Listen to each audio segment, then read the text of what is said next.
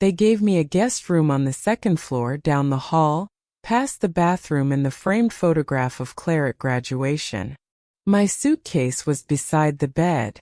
The cedar box my husband had left me was not. I turned the handle once. Then again harder.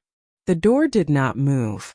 Claire stood 3 steps behind me with a glass of iced tea in one hand and a small brass key in the other. "Denise," she said, "please don't start." I looked at the key, then at my suitcase, then at the room I had been told was mine for the week. "Why is my room locked?" I asked. "It isn't your room," Claire said. "It's just where we put your things." That was when I understood the invitation had been written to sound warmer than the arrangement really was. They had not welcomed me into their home. They had placed me inside it under conditions I had not been allowed to read. They decided I could not see the box until I agreed to stay. The invitation arrived in a message from Claire. She wanted me to stay for a week after the family weekend. The house had a spare room, she wrote, and it would be good for everyone to have time together without rushing. The last sentence said, "Your room is ready. You can finally relax here." I brought 2 sweaters, 3 blouses, walking shoes, and the small cedar box Paul had left me. Inside were photographs, letters, and a notebook from a life that did not become less real because other people remembered it differently. When I arrived, Matt took my suitcase. Claire touched my shoulder and led me upstairs. I noticed a new metal plate around the guest room handle, but I did not mention it. The room was comfortable. My suitcase went beside the bed, and I placed the cedar box on the dresser. Downstairs, Claire described the weekend as a reset. When I asked whether the announcement involved me, she smiled without smiling. "Everything involves you lately." I felt the old instinct rise in me. I wanted to explain why a reasonable person might ask that question. Instead, I took a sip of tea. I asked why my room was locked. She said it was not my room. It was where they had put my things. The distinction was so clean that it almost sounded rehearsed. "Where is the cedar box?" I asked. "Inside." "Why?" "Because we moved it." "Who moved it?" Claire looked past me toward the stairs. "Do you hear yourself?" she asked. "Yes. You arrived for one peaceful week, and before breakfast you're questioning who moved a box." "It is my box." "It's a box of old letters." "Yes. Nothing is happening to it." "Then open the door." Her hand closed around the key. For a moment neither of us spoke. Claire said the room was locked because they needed privacy before the announcement. I asked whose privacy. She said, "The family's." I asked why my belongings were inside that privacy. "I knew this would happen," she said. "What would happen?" "You would arrive and make the whole week about one door." "No. The week became about the door when you locked it." Matt appeared at the bottom of the stairs. "What's going on?" he asked. Claire turned toward him. "Nothing. Denise is upset because we moved some things. I am asking to retrieve my box." Matt looked at the door, then at Claire's hand. "We thought it would be better if the room stayed closed for now," he said. "Why?" He did not answer. Claire did. "Because we need the weekend to stay calm." "Calm for whom?" She exhaled through her nose. "You see, this is what happens. You ask one question and then there are 10 more." I looked at the brass key. "Who changed the lock?" Matt said. "The old one was unreliable." Claire said. "We changed it before you came." Those were not the same answer. For 30 years I worked the front desk of a hotel, where I learned to notice when a room's welcome did not match its conditions. I could tell when a guest kept watching the exit or when a couple described the lamp because the real problem was that they had stopped speaking. I brought that habit home. When I am afraid of being misunderstood, I explain. When an explanation does not work, I add context, dates, and examples. I tell myself I am protecting the truth. Sometimes I am only making it harder for another person to tell me how they feel. 6 months earlier, Claire had told me I made every disagreement sound like an investigation. She was not entirely wrong. But that truth did not make the lock reasonable, and it did not make my box communal property. I could admit that I sometimes entered a conversation carrying too much history. I could not admit that history became disposable the moment someone preferred a cleaner version of it. The distinction mattered because Claire was asking me to surrender both the room and the right to ask what the room was being used to hide. Nora came halfway up the stairs in her robe. What happened? Nothing, Claire said again. Nora looked at the suitcase outside the room. Why is Denise's bag in the hall? Claire said she had moved it so the cleaner could vacuum. I almost said so. Instead, I asked Nora, "Did you see my cedar box yesterday?" Nora glanced at Claire. That glance answered before her mouth did. "No," she said. Claire moved between us. "We are not doing this at 9 in the morning. I am not doing anything. You are building a case." The phrase landed harder than I expected. At 10, Claire announced that the family would have a short conversation before lunch. "About the announcement?" I asked. "About the weekend. Are those different?" She stopped in the doorway. "You can leave whenever you want." It sounded generous. It was not. I said, "I know." She continued, "The last few months have been difficult because conversations keep becoming arguments about what was said, what was meant, and who remembers correctly." I said, "That is true. I have made conversations harder by trying to correct them while people were still feeling them." I said, "I know that." Claire said, "That is a good start." I asked, "What is the rest of the start?" She said she wanted me to agree not to bring up old family disputes during the weekend. "Which disputes?" "Denise." "I am asking because a general promise can mean anything." "There. That." Her voice rose for the first time. "You need every word to have a record attached to it. You need to make sure no one can change the meaning later. It makes people feel trapped." I looked at Matt. "Does it?" He rubbed his hand over his beard. "Sometimes," he said. The answer hurt more because it was quiet. I had spent years believing that if I made my questions precise enough, people would understand that I was asking for safety, not control. But precision can become another way of refusing vulnerability. Claire was not wrong that I could make a room feel examined. She was wrong to believe that this gave her the right to decide what I was allowed to enter. I nodded. Claire said the room would stay locked until we finished the conversation. I asked why. She said she did not want me going upstairs, opening the box and deciding that some old letter proved what the family had done wrong. There it was. The room was not locked for privacy. It was locked because they believed the box could change the conversation. Keeping my things inside also gave them leverage. I could not leave with everything I had brought unless I accepted the weekend on their terms. I asked what letter they were afraid of. Claire looked at Matt. Matt looked at the floor. Nora said, "Claire, maybe we should just give Denise the box." Claire's head turned sharply. "You don't know what you're talking about. I know the box is hers. You know what she does with things like that." "What do I do?" Claire did not answer immediately. Then she said, "You keep proof.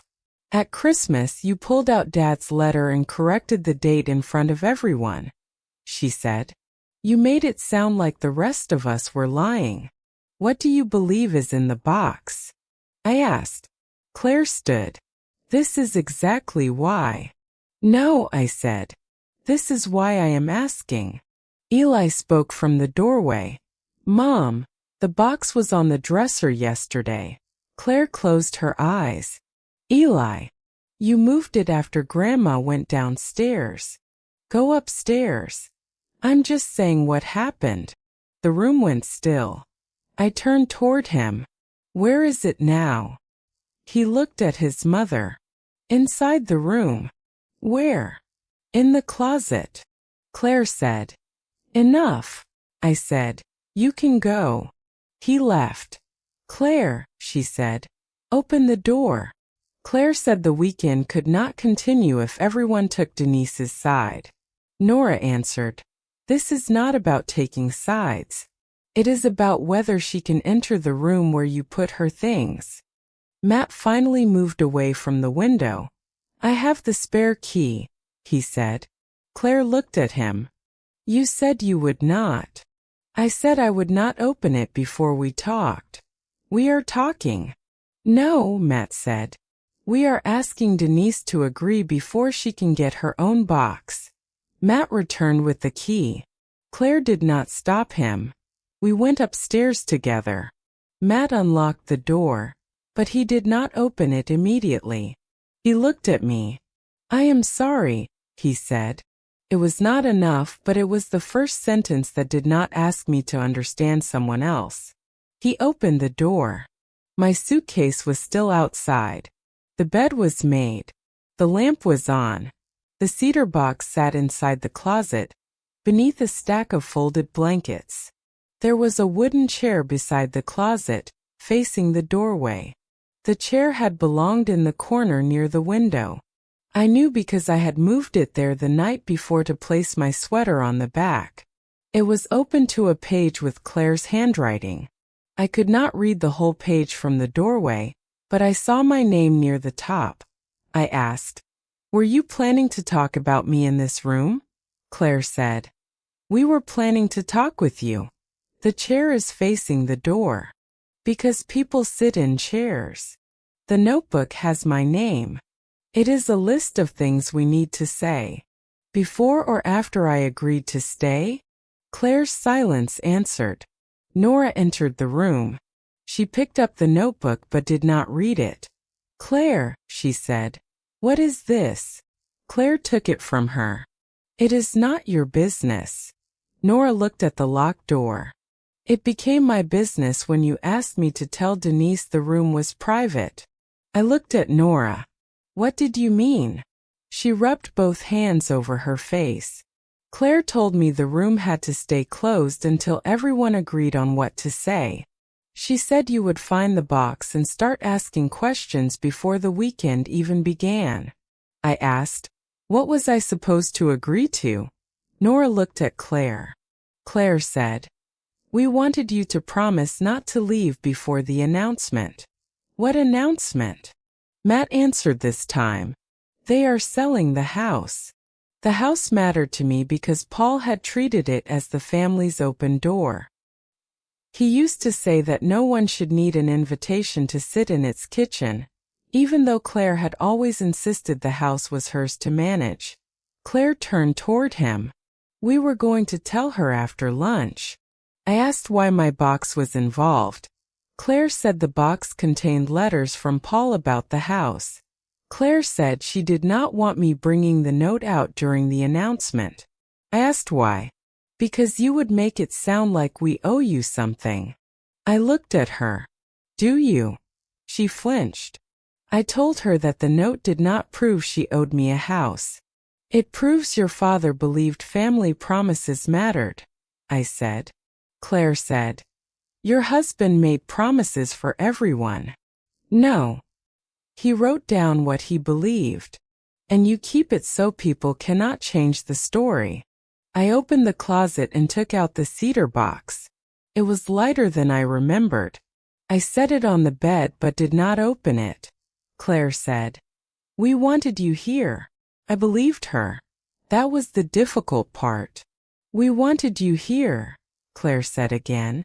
We just needed you not to have the room before you agreed to stay. I looked at the door, then at the chair, then at the cedar box. You did not need me to stay, I said. You needed me to be present in a way you could control. Claire's expression hardened. That is not fair. No, I said. It is not fair. It is accurate. Claire said the weekend was ruined. I said, the weekend was arranged before I arrived. She said, you always need the last word. I said, no. I need the first honest one. The room went quiet again. Matt stood. What do you want to do? He asked. It was the first time anyone had asked me without attaching a condition. I opened the cedar box. Inside were the photographs, the letters, and the notebook. I took out 3 photographs and Paul's letter to Claire. I left the rest. Claire watched me. You're taking that? It is mine. She looked as if she wanted to ask what I intended to do with it. I closed the box. I am not going to read anything aloud, I said. I am not going to use it to stop your announcement. I am not going to make the family choose between your version and mine in front of a table full of food. Nora's eyes filled, but she did not cry. I continued. I am also not going to stay in a house where access to my belongings is a reward for agreement. Claire said, you are leaving because of a lock. I am leaving because you used the lock to decide what my presence was allowed to mean. That was the sentence I had been trying to reach all morning. It was short enough to survive the room. I put the 3 photographs and the letter into my handbag. The box stayed on the bed. Matt asked if he could drive me home. I said no. He asked if I was sure. I said yes. At the front door, Nora said, I should have said something sooner. Yes, I said.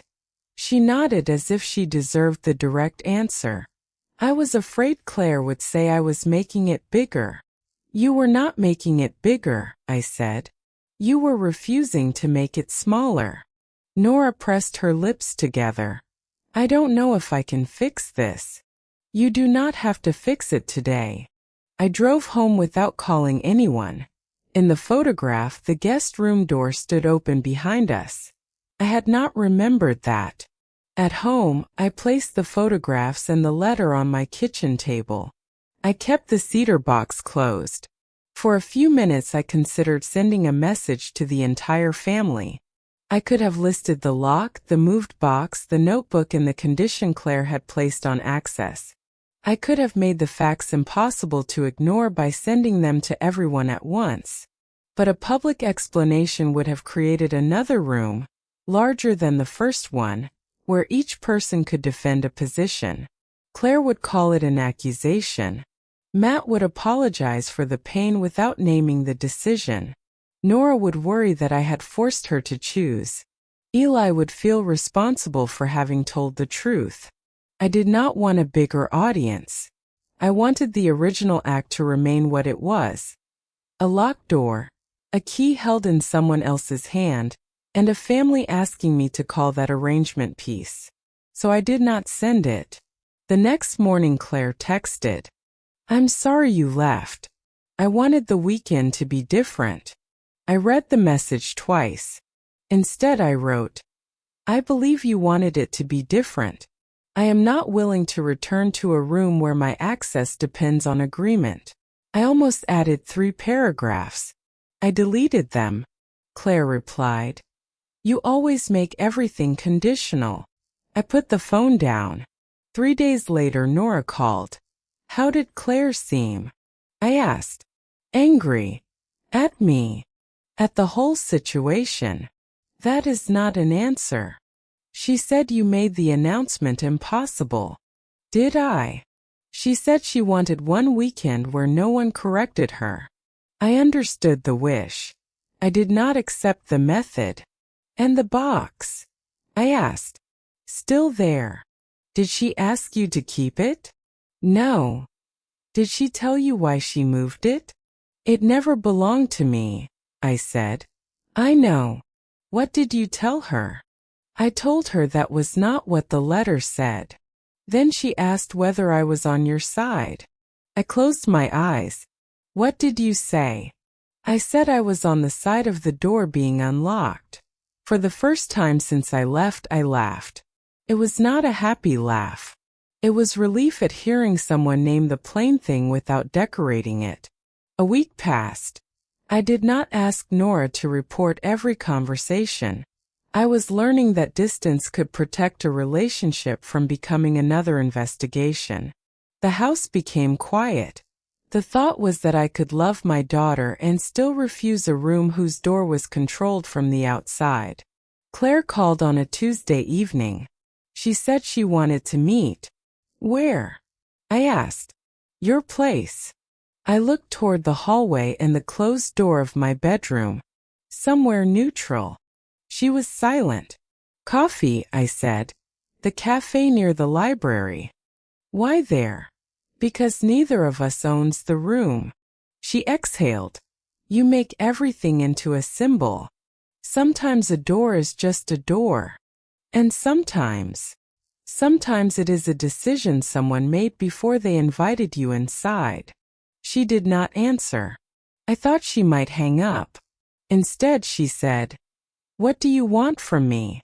I want a conversation where no one decides what my answer has to be before I arrive, I said. Claire said, That sounds like a condition. It is a boundary. What is the difference? A condition tells you how to enter my life. A boundary tells you what I will do if the room is not honest. She was quiet for a long time. Then she said, Coffee on Friday. Friday works. After we hung up, I took the Cedar box from my bedroom shelf and opened it. I read Paul's letter alone.